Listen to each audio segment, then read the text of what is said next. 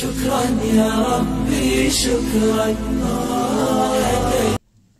نحمده ونصلي على رسوله الكريم أما بعد فأعوذ بالله من الشيطان الرجيم بسم الله الرحمن الرحيم. فقد قال الله تبارك وتعالى في كلامه المجيد والفرقان الحميد: يا أيها الناس إن كنتم في ريب من البعث فإنا خلقناكم من تراب ثم من نطفة ثم من علقة ثم من مضغة مخلقة وغير مخلقة لنبين لكم ونقر في الأرحام ما نشاء إلى أجل مسمى. وقال النبي صلى الله عليه وسلم: لا تقوم الساعة حتى لا يقال في الأرض الله الله. وفي رواية: لا تقوم الساعة على أحد يقول الله الله. صدق الله مولانا العظيم وصدق رسوله النبي الكريم ونحن على ذلك من الشاهدين وشاكرين والحمد لله رب العالمين.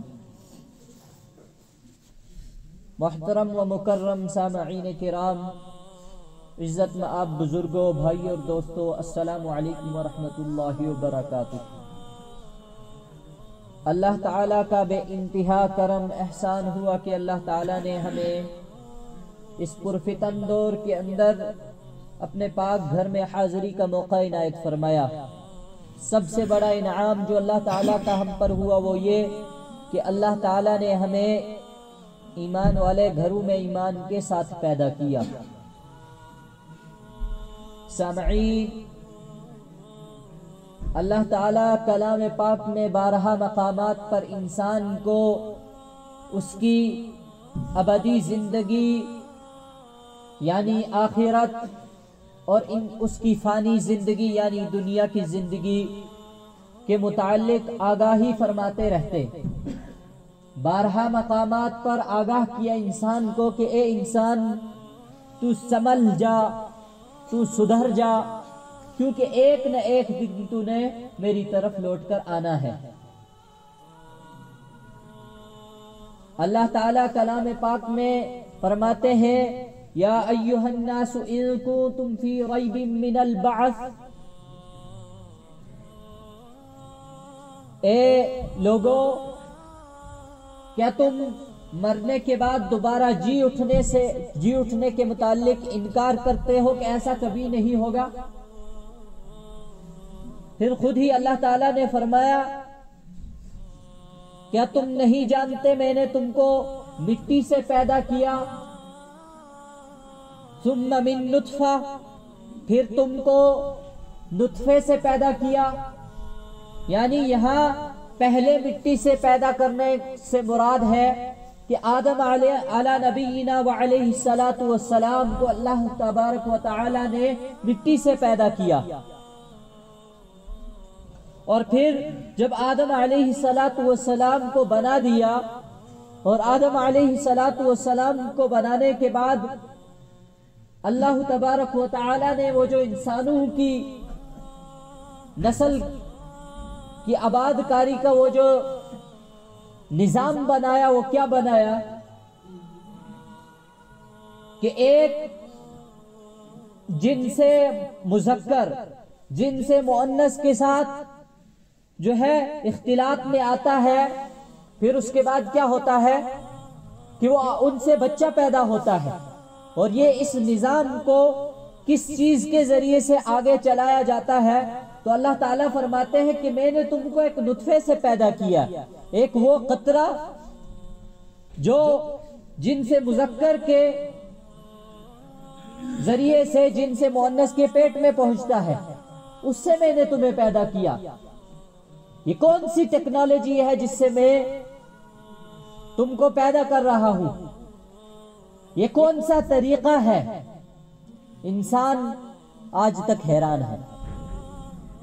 تو اللہ تعالیٰ اسی کو فرماتے ہیں کہ تم خود انکار کرتے ہو کہ کیا تم انکار کرتے ہو کہ قیامت کا دن نہیں آئے گا، تم مرنے کے بعد دوبارہ زندہ نہیں ہو جاؤ گے، دنیا میں ایسے مگن ہو کہ دوبارہ تم کبھی زندہ نہیں ہو جاؤ گے، اللہ تعالیٰ کے پاس نہیں پہنچو گے، سوال جواب نہیں ہوں گے؟ کیا تم یہ سوچتے ہو؟ اللہ تعالیٰ فرماتے ہیں کہ میں نے تم کو پیدا کیا کس چیز سے، یہ یاد رکھو۔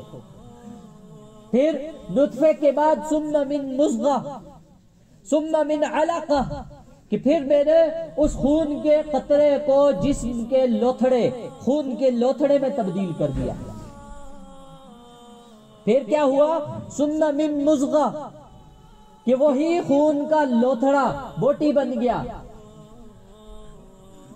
اور کچھ بوٹیاں تو مکمل ہو گئی، کچھ بوٹیاں ناقص رہ گئی۔ یعنی کچھ بوٹیوں کو میں نے کیا کر دیا، اس ماں کے پیٹ میں کبھی کبھی پورا انسان بنا کر پیدا کر دیا۔ اس کے دونوں کان ہیں، ناک ہے، دونوں آنکھیں ہیں، دونوں بازو ہیں، دونوں ٹانگیں ہیں، ہاتھ پاؤں کی جو ہے 5 انگلیاں ہیں، یہ مکمل۔ ثم من مضغۃ مخلقۃ وغیر مخلقہ، اور کسی کو ناقص کر دیا۔ یعنی کہ آپ دیکھیں کہ ماں کے پیٹ سے پیدا ہوا انسان کبھی کبھی ناقص ہوتا ہے، اس کا ایک بازو نہیں ہوتا، اس کی ایک ٹانگ نہیں ہوتی۔ یہ کس لیے کیا؟ تاکہ تم کیا کرو؟ ہاں، یہ نشانی پیدا کر دی میں نے۔ یہ اللہ تعالیٰ فرماتے ہیں قرآن پاک میں، پھر اس کے بعد میں نے تم کو تمہاری ماؤں کے پیٹ میں جو ہے 9 مہینے تک، ایک وقت متعین تک، وقت مقررہ تک کیا رکھا؟ ماں کے پیٹ میں رکھا۔ پھر اس کے بعد تم میں سے کچھ کو بچہ پیدا کیا اور کچھ کو بچیاں، یعنی لڑکے اور لڑکیاں دونوں پیدا کیے۔ اور پھر اس کے بعد اللہ تعالیٰ اسی آیت کے آگے فرماتے ہیں پھر اس کے بعد تم جوانی کو پہنچتے ہو۔ ثم لتکونوا شیوخا، اور پھر تم میں سے کوئی تو کیا ہو جاتا ہے؟ لتبلغوا اشدکم، کہ اسی حالت میں جوانی کی زندگی میں مر جاتا ہے۔ ثم لتکونوا شیوخا، اور پھر کچھ لوگ کہاں پہنچ جاتے ہیں؟ اپنی ادھیڑ عمری کو، اپنی اس وقت کو پہنچ جاتے ہیں کہ وہ پھر سے محتاج ہو جاتے ہیں۔ یہ کون کر رہا ہے؟ اللہ تعالیٰ فرماتے ہیں یہ میں ہوں۔ یہ صرف کس لیے یہ پوری یاد دہانی کروائی کہ تم لوگ یہ نہ بھول بیٹھو کہ قیامت کا دن نہیں آئے گا، تم یہ نہ بھول بیٹھو، یہ نہ یہاں نہ غافل ہو جاؤ دنیا میں کہ بس جو بھی ہے نا وہ دنیا ہی ہے، اے جہان میٹھا تھا اگلا کس ڈٹھا، یہ نہ کہنے لگ جاؤ، یہ نہ سوچنے لگ جاؤ۔ یہ جملہ جو لوگ کہتے ہیں نا، جو ابھی میں نے دہرایا، تو حضرت ثناء اللہ پانی پتی علیہ الرحمہ بہت بڑے عالم مفتی گزرے ہیں، ان کی ایک فارسی کی کتاب ہے بہت مدلل، تو اس میں لکھتے ہیں یہ اخیر کا پورا انہوں نے ایک چیپٹر، ایک پورا لیسن، ایک پورا سبق ہی اسی ان جملوں کے بارے میں لکھ دیا جو انسان کہہ دیتا ہے زبان سے اور اس کے بارے میں خیال نہیں کرتا کہ یہ میں نے کیا جملہ کہہ دیا۔ یہ پورے جملوں کے بارے میں لکھا، پورے الفاظ لکھے کہ انسان کہتا ہے یہ چیزیں اور غور نہیں کرتا اور وہ کیا ہو جاتا ہے؟ کافر ہو جاتا ہے۔ مذاق ہی میں یہ جملہ کہہ دینا یہ انسان کو کفر کے دہانے تک پہنچا دیتا ہے۔ کیوں؟ کیونکہ اللہ تعالیٰ واضح فرماتے ہیں ایک نہ ایک دن تمہیں مرنے کے بعد دوبارہ زندہ ہونا ہے۔ پھر وہاں یہ نہیں ہوگا کہ کس نے کیا دیکھا کیا نہیں دیکھا، سب کے ساتھ ان یوم الفصل کان میقاتا، کہ ایک وقت بے شک وہ وقت مقرر ہے جب کیا ہوگی؟ قیامت برپا ہوگی۔ وفتحت السماء فكانت ابوابا، جب آسمانوں کو کیا کر دیا جائے گا؟ آسمانوں کے دروازے کھول دیے جائیں گے اور دروازے ہی دروازے ہوں گے۔ وسيرت الجبال فكانت سرابا، یہ وہ وقت ہوگا جب پہاڑوں کو ذرہ ذرہ کر کے اس کی چمکیلی ریت بنا دی جائے گی، پلین، بالکل وہ میدان بن جائے گا، یہ وہ عالم ہوگا۔ فرمایا کہ اس سے کوئی انکار نہیں کر سکتا قیامت کا دن نہیں آئے گا، ضرور آئے گا۔ اور یہ جو دور چل رہا ہے وقت اخیر ہے، یہ کیا ہے؟ وقت اخیر ہے۔ اللہ کے نبی صلی اللہ علیہ وسلم نے اپنے بارہا ارشادات میں قیامت کی نشانیاں بیان کی۔ اللہ کے نبی صلی اللہ علیہ وسلم کے سامنے حضرت جبریل امین علیہ السلام آئے۔ حدیث عمر، اس حدیث کو کہا جاتا ہے کہ حضرت عمر رضی اللہ عنہ روایت کرتے ہیں کہ ایک شخص آیا اور اس نے ہم سب کو پھلانا، یعنی ایسے جیسے ہم صفوں میں گزر کر آگے آتے ہیں کہ ایک دوسرے کو ایسے ہٹاتے ہوئے آتے ہیں، تو ایک آدمی آئے، وہ صفوں کو پھلانتے ہوئے آئے اور فوراً نبی اکرم صلی اللہ علیہ وسلم کے ساتھ بیٹھ گئے۔ اور پھر حضرت عمر رضی اللہ عنہ فرماتے ہیں کس قدر ساتھ بیٹھ گئے کہ اپنے دونوں زانوں کو نبی علیہ السلام کے زانوں سے ملا دیا اور اپنے دونوں ہاتھ نبی علیہ السلام کی ران مبارک پر رکھ دیے، آپ کی رانوں پر رکھ دیے اور سوال کیے من اسلام یا رسول اللہ، اسلام کیا ہے؟ تو آپ علیہ السلام نے اسلام بتایا، گواہی دینا اللہ تعالیٰ کی وحدانیت کی، کہ اللہ تعالیٰ ایک ہیں، جس کو ہم نے کلمہ توحید میں پڑھا، لا الہ الا اللہ، اور پھر محمد الرسول اللہ، محمد صلی اللہ علیہ وسلم کے آخری رسول ہونے کی گواہی دینا، جس کو ہم کہیں ایمان۔ پھر اس کے بعد نماز، پھر اس کے بعد روزہ، پھر زکوٰۃ، پھر حج۔ یہ جواب دیا اللہ کے نبی صلی اللہ علیہ وسلم نے ان کے اس سوال کے اوپر کہ مل اسلام یا رسول اللہ، اسلام کیا ہے؟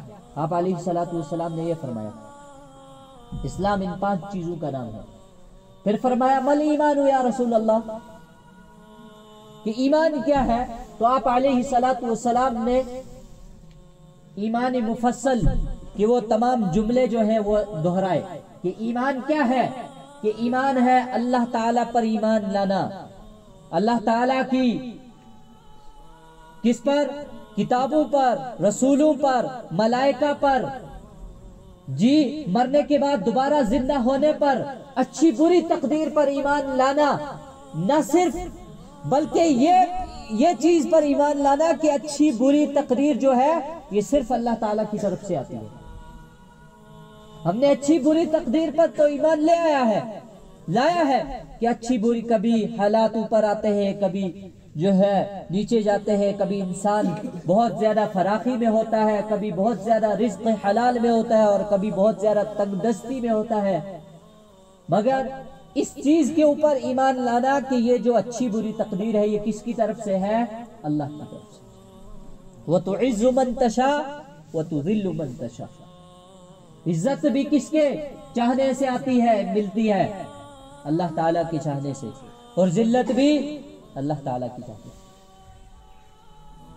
پھر اچھی بری تقدیر پر اور روز قیامت پر، وَالْبَعْثِ بَعْدَ الْمَوْتِ، مرنے کے بعد دوبارہ زندہ ہونے پر۔ پھر فرمائے مل احسان یا رسول اللہ، احسان کیا چیز ہے؟ تو آپ علیہ السلام نے فرمایا احسان کا اعلیٰ درجہ یہ ہے، احسان یہ ہے کہ جب تم کوئی عبادت کرو تو سب سے پہلے تمہاری نیت یہ ہو کہ میں اللہ تعالیٰ کو دیکھ رہا ہوں۔ جب تم نماز پڑھو تو یہ نیت ہو کہ کس کو دیکھ رہا ہوں؟ میں اللہ تعالیٰ کو دیکھ رہا ہوں، میں اللہ تعالیٰ سے ہم کلام ہوں براہ راست۔ اگر یہ نہ دل میں آئے، یہ کیفیت نہ آئے، تو پھر کیا ہے کہ یہ تو کم سے کم یہ کیفیت ہو کہ اللہ تعالیٰ مجھے دیکھ رہے ہیں براہ راست۔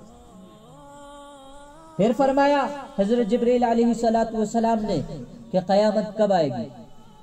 آپ علیہ السلام نے فرمایا اس سوال کا جواب میں اتنا ہی جانتا ہوں جتنا سوال پوچھنے والا جانتا ہے، یعنی کہ جتنا آپ جانتے ہیں اتنا ہی میں جانتا ہوں۔ حضرت جبرائیل امین علیہ السلام نے فرمایا پھر بھی کچھ قیامت کی نشانیاں بتلا دیجیے، تو آپ علیہ السلام نے فرمایا وہ وقت قیامت کا قریب ترین وقت ہوگا جب ماں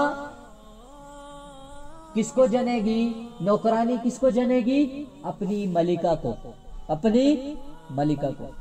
علماء اس کی تفسیر میں، اس حدیث کی تفسیر میں بیان کرتے ہیں کہ اس کو دو طریقوں سے آپ دیکھ لیں۔ وقت حاضر میں اس کو دو طریقے سے آپ دیکھ سکتے ہیں کہ آج کل دیکھیے کہ ماں کے پیٹ سے جو بچی پیدا ہوتی ہے وہ پھر بڑی ہوتی ہے اور وہ ماں کے ساتھ کس طریقے کا سلوک کرتی ہے۔ میں اکثر دیکھتا ہوں ہمارے معاشرے میں کہ بیٹے پھر بھی ماں سے پیار کرتے ہیں، محبت کرتے ہیں، ایک آدھی بار بیٹا جو ہے پھر بھی ماں کی بات مان لیتا ہے، پر جوان بیٹیاں بالکل ٹس سے مس نہیں، بالکل آگے سے فوراً منہ نوچنے کو آتی ہیں اپنی ماں کی۔ فرمایا کہ اس کا ایک تو یہ پہلو ہے کہ یہ قرب قیامت کی یہ نشانی ہے، اور دوسری جو اصل جس کو کہے کہ دجالیت کا دور، وہ یہ ہے، یہ نشانی کیسے پوری ہوئی کہ آج کل آپ دیکھیں سائنس اینڈ ٹیکنالوجی یہاں پہنچ گئی ہے کہ ایک نوکرانی ہوتی ہے، بڑے بڑے گھروں میں کام کرتی ہے، اس گھر کے بڑے بڑے لوگ ہوتے ہیں، بڑے رؤسا رئیس لوگ، وہ کہتے ہیں کہ ہمیں بچے تو پیدا کرنے ہیں پر ماں نہیں بننا ہے۔ کیا بچہ تو ہمارا ہوگا پر پیٹ ہمارا نہیں ہوگا؟ وہ کیا کرتے ہیں؟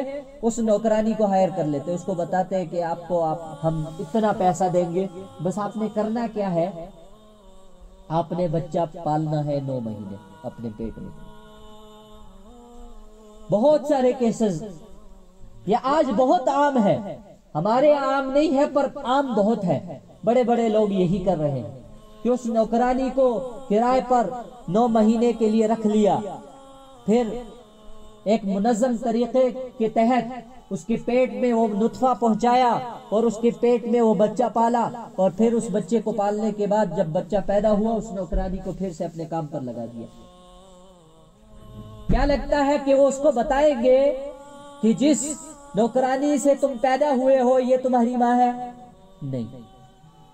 پھر فرمایا کہ یہ اصل نشانی ہے قیامت کی، یہ اصل نشانی ہے کہ نوکرانی کس کو جنے گی؟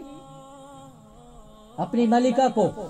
پھر فرمایا کہ دوسری نشانی کیا ہے کہ معاشرے کے بدترین لوگ، معاشرے کے نیچ ترین لوگ بڑی بڑی بلڈنگوں کے مالک ہوں گے، بڑے بڑی عمارتوں کے مالک ہوں گے۔ آپ دیکھ لیں کل تک جو لوگ بکھاری تھے آج کہاں ہیں؟ فرمائیے قرب قیامت کی نشانیاں ہیں، اور متعدد احادیث میں قرب قیامت کی نشانیاں بتائی گئی ہیں۔ جب والدین کو کیا کیا جائے گا؟ دھکار دیا جائے گا، بیٹا والد کو جو ہے کم تر سمجھے گا اپنے دوست کے مقابلے میں، دوست کو عزت دی جائے گی پر والد کو نہیں دی جائے گی، ماں جو ہے بیٹی ماں کی عزت نہیں کرے گی، مسجدوں میں جو ہے کیا ہو جائیں گے؟ اونچی اونچی آوازوں میں بات کی جائے گی۔ آج اکثر دیکھا جاتا ہے کہ مسجدوں میں لڑائیاں لگ جاتی ہیں۔ مسجدیں کیا ہوں گی؟ پکی ہوں گی، مضبوط ہوں گی، عمدہ ہوں گی، پر ان میں نمازی نہیں ہوں گے۔ مارکیٹ بھرے ہوں گے پر مسجدیں خالی ہوں گی۔ انسان کیا ہوگا کہ ایک سنت کے اوپر عمل کرنا ایسا ہوگا جیسے ہاتھ میں انگارہ لے لینا۔ سنت پر عمل کرنا کیسا ہوگا؟ جیسے ہاتھ میں انگارہ لے لینا، حدیث ہے۔ اور آج دیکھیں کہ اگر کوئی نوجوانی میں، جوانی میں کوئی ساتھی داڑھی رکھ لے، بس اس کے اوپر نشانے تانے جاتے، کیا بڑھا بنا پھر رہا ہے، کیا بزرگ بنا پھر رہا ہے، بڑا تو آگے بزرگ بننا جلدے آج کل آؤ، اچھا تھوڑی کے اوپر آپ داڑھی رکھے دی. کوئی اگر شلوار ٹخنوں سے اوپر کر لے تو اس کو کہتے ہیں چھٹیاں ستھڑیاں علیہ ملا. ایک کچ کچ کپڑے آئے دن تو کپڑے نہیں ہوا چھوٹے چھوٹے. فرمایا کہ یہ قرب قیامت کیا ہوگا کہ ہاتھ میں انگارہ لینے کے مترادف ہو جائے گی ایک سنت کے اوپر عمل کرنا. یہ قرب قیامت کا دور ہے. تو اللہ تعالیٰ فرماتے ہیں قرب قیامت کب آئے گی, قیامت کب آئے گی. اللہ کے نبی صلی اللہ علیہ وسلم نے فرمایا لا تقوم الساعة حتى لا يقال في الارض اللہ اللہ, کہ قیامت کب آئے گی جب دنیا میں کیا ہوگا ایک بھی آدمی اللہ اللہ کہنے والا نہیں ہوگا. پھر کیا ہوگا, پھر دوسری روایت وفی روایت لا تقوم الساعة على احد يقول اللہ اللہ, یا اس شخص پر ایسے شخص پر کبھی قیامت نہیں آئے گی جو اللہ اللہ کہنے والا ہوگا. تو پھر کن لوگوں پر قیامت آئے گی؟ تو اللہ کے نبی صلی اللہ علیہ وسلم نے فرمایا قرب قیامت شام کی طرف سے ایک میٹھی اور ٹھنڈی ہوا چلے گی جو مسلمانوں کو کیا کر دے گی, ختم کر دے گی, اور دنیا میں صرف بد کردار اور بدکار لوگ رہ جائیں گے جن کے اوپر قیامت برپا ہو جائے گی. اللہ تعالیٰ وہ وقت سے پہلے ہمیں اس دنیا سے کلمے کے ساتھ جانا نصیب فرمائے. اللہ تعالیٰ اس وقت سے پہلے ہمیں ایمان بچا کر دنیا سے لے جانے کی توفیق عطا فرمائے. اللہ تعالیٰ اس وقت سے پہلے ہمیں ایمان بنانے کی توفیق عطا فرمائے. وآخر دعوانا ان الحمد للہ رب العالمین وما توفیقی الا باللہ.